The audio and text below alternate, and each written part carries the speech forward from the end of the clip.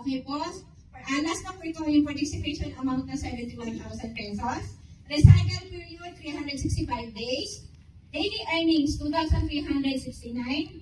Sa monthly earnings po, 71,070 pesos plus mission rewards plus position rewards. Ang magiging 365 days earnings po, 864,685.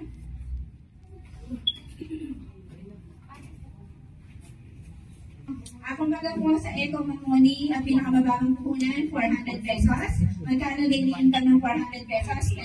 400 ang puhunan mo. Ang daily income mo ay 10 pesos per day. Kikita ka sa loob ng isang taon. Art po, 1,200. Daily income mo, 30 pesos. Sa loob ng isang taon, aabutin ka niya yung 1,2. Next natin yung Art 335. Ang daily income mo sa 3 90 pesos.